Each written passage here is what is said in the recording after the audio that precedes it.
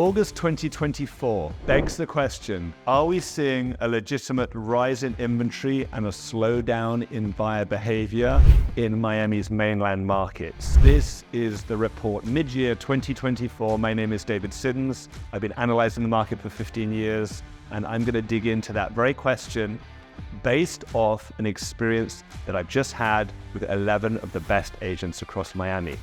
So let's go. I was privileged to sit on a panel with 11 other experts from 7 other brokerage houses to discuss the state of the Miami market on the mainland, which is Brickell, downtown, Edgewater, Coconut Grove, Coral Gables, Pinecrest, Palmetto Bay, and Key Biscayne. So what happened when I got to sit on this panel and I got to experience the opinions of my fellow top producers? Let's take a little look for 2 seconds to see what was being said. Surprising how many people in the room, I'm sure, will have product that they have that's off market, that the seller said, you know what, bring me a buyer and I'll sell. And how many of us constantly, we get a buyer, the phone goes, that buyer says, this is what I'm looking for. We go to the MLS and we're like, I got nothing. So as we got to click through and see a little bit of what was going on, the big reflection that we saw and the big dialogue that overruled everything was long Miami. Miami in a long-term view. It's very, very hard to analyze markets just for a couple of months. Short-term windows do not give us often enough data to really draw conclusions. A few sales, when you have 4 or 5 per year, can change the market by 50 or 100%, which on paper seems significant. But when you dig into it, it really can allow for anomalies to really shift what the numbers are really telling us. So what did we see outside of the long Miami opinion, which is in with migration, with people moving in? People are conclusively saying the Miami market will continue to rise as more migration happens, and as the companies that have moved into Miami and announced their headquarters will build their offices, staff will come, population will grow, prices will continue to go up, and right now we're experiencing what is considered high interest rates, which look like they're about to shift on the downward curve, which is going to change numbers significantly. Let's address, first of all, buyers. Okay, so the buyer situation that we saw in Miami is really an interesting one. Buyers, when they look now, and again, we reflected on the first graph that came up on the screen when we were at the event, was how much the property values have increased in Miami over the last 5 years. And if you look on that list, the numbers were absolutely staggering. When you look at numbers like Coconut Grove and Coral Gables, all these numbers over 100% increase in the property values, which means sticker shock for a lot of buyers who come in. And there's a tipping point where they just say, okay, time to pull back. Everything tells them, just don't rush in, don't start paying top dollar, don't drink the Kool-Aid, don't give these sellers really what they want or what they're asking, because that's not what it's truly worth. Now, it doesn't mean prices were dropping, it just means there's some very aspirational asking prices out there in the market, perceived in the minds of the buyers. And at the same time, then we move into the seller psychology of the market. The current psychology of the sellers in the market, reflected by the broad group, was that yes, there are some sellers wanting top dollar, but why are they still there? Because there's still a lack of inventory. And I'll get into that in more detail as I delve into the report and I look at these different markets. We still have systematically some very, very low inventory levels across primary markets. Primary markets are the ones I deal with the most, and they're the most interesting to me because they are typically the most stable markets, and those are the ones that are what I call the engine within the city, the primary residents who live all year round. And so when we look into Coconut Grove and Coral Gables and Pinecrest, we see these primary markets still having some really, really high numbers. Now, do the sales still support that? And I can get into that. But we've said to sellers many times, try not to overreach. Now we've seen some reductions, and this is an interesting observation that a lot of us have had over the last 3 to 6 months, where we've started to see some reductions. And again, statistically speaking, this was thrown out at the event, where we see reductions. Now that plays into buyer psychology as well, because if you keep seeing more inventory coming in and you see more reductions happening, that intuitively tells you, wait. And that's what the circling is. It's if I just wait long enough, I might get a new product that comes in that is priced right. So maybe I wait for that. Question is, does the statistics support this? And then finally, the investors. The investors often, I like to deal with real investors, not speculators, which means long Miami view, where we're going to be in 3, 4, 5 years from now. And one of the telling signs for that crowd is inventory or lack of and sales that we see in new condo construction. I deal with a lot of new condo construction. I analyze it. We actually do a lot more in the new condo construction space than many others, and we offer a lot more services than others. So, for example, we have our data screens of new condo construction. We have direct relationships with the developers. We also now actually developed a VR system to actually create the actual properties that are being sold that right now you can't tangibly walk into, but you can experience what it would really feel like, so you can feel the space. So that market, actually, sales are still going very, very well. And when I reflect on the big condos that I'm selling, whether it's a Mandarin Oriental or a Four Seasons or a Paragon or a Rivage or St. Regis, all these buildings still have had a good number of sales, and we've actually been on the receiving end dealing with the buyers coming in who are very long Miami, because this product is not going to be delivered for 3, sometimes 4 years from now. And that product, obviously those buyers are not considering and considering the variables of interest rates, because it really doesn't impact them very much. Right now, you've got to pay cash for these. It's not till right at the end are you going to see a mortgage being taken out and interest rates applying. Interest rates right now, and this is probably the big elephant in the room in the conversation, which interestingly now we are starting to see big noise and big expectations for a reduction on the interest rate. And that is what's been creating, as we've said on the first part of doing our report earlier on the year, the real estate paradox, which is sellers who don't need to sell and buyers who don't need to buy. When the interest rate shifts, that paradox flips on its head and changes completely, because now sellers can afford to sell, move into the next property as interest rates become more digestible, and buyers are more ready to pull the trigger and pay a higher number because, again, rates are more attractive. Question is, how many of the buyers in the market are dependent on those mortgages? With that aside, I'm now able to dig in specifically to the neighborhoods. Now, if I don't cover a particular neighborhood or a price point that you're interested in, pick up the phone and give me a call. Everyone jokes that I'm like 3 rings when I pick up. I run a big team, but I'm never too busy to discuss this. And if you are imminently looking at real estate right now in South Florida and you want some good optics and some good understanding of demographic behavior and what's going to happen next, I would love to share my information with you. It's unbiased, it's unfiltered. I simply want to share information. The whole ethos of our business is better decisions. It's what we live by in everything that we do, in all contexts. So I'm going to give you a few points, and hopefully these will kind of point you in the direction and maybe give you some more information. Please read the article, the blog article, the report that goes with this. I'm going to be able to do in this short video. So let's get into some key data points right now. So real-time analysis is what we do, and I'm actually doing this different to what I've ever done before. I'm actually sitting here with Luz Franconet, my marketing director and the person who helps me analyze the market for these reports as we dive into the specifics. We're going to talk about the primary single-family markets, Coconut Grove, Coral Gables, and Pinecrest right now, and then we're going to get into the condo market, which also covers Coconut Grove, but obviously largely Brickell and downtown Edgewater markets. And then we can kind of get into Key Biscayne as well. There are some patterns that we're seeing across all markets, which is kind of interesting. You were seeing some data that you were putting together with us, and we were seeing sales that were kind of not that much different to last year. Can you just give the people some information on that? Exactly. So, for example, in Coral Gables, there we see that the market really stays like the same as last year. In the 2 million to 5 million market, we saw 74 sales this year compared to 79 last year. So really you can tell that sales isn't dropping. Yeah.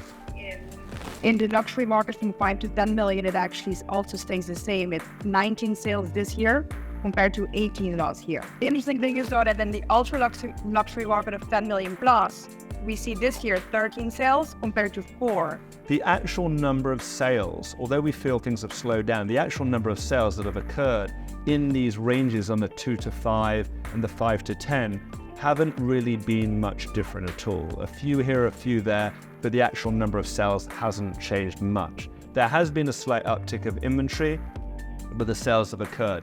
The dollar per square foot, the actual prices that these homes are selling for, have not dropped at all. And it's really unlikely that they will drop given the amount of inventory. I mean, how much inventory have we been looking at in these markets, Luce? Well, Gables has not changed at all since last year. They all, they change month by month, but in general, it's still around the 6 months of inventory with a $2 to $5 million homes.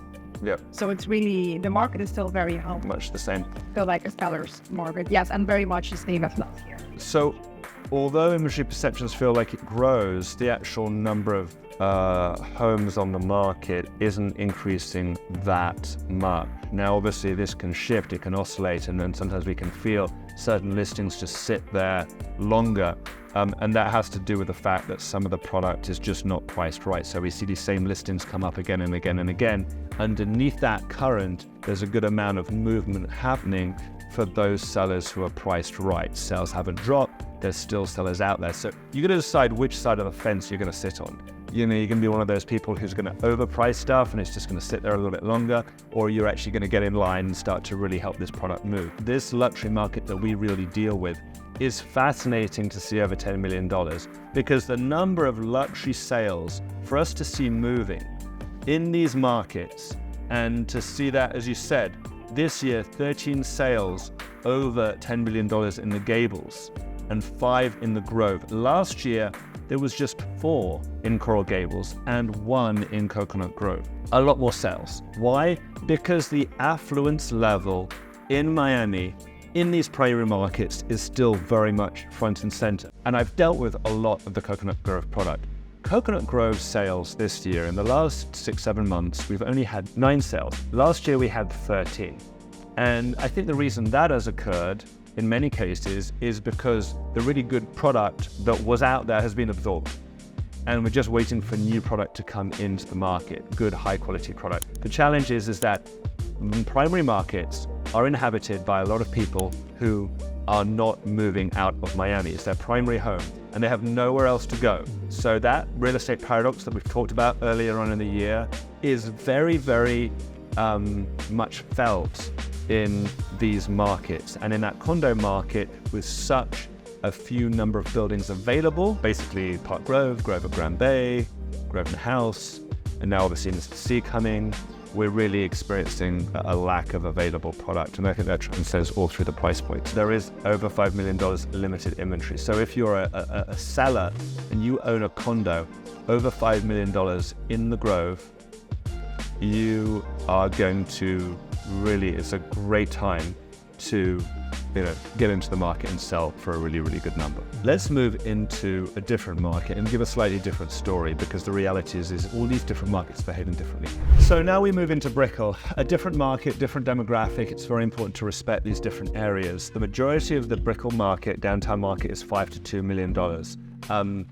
Interestingly enough, Luce, give us an interesting data point, or the interesting data points for the number of sales in the last 7 months from this year to last year.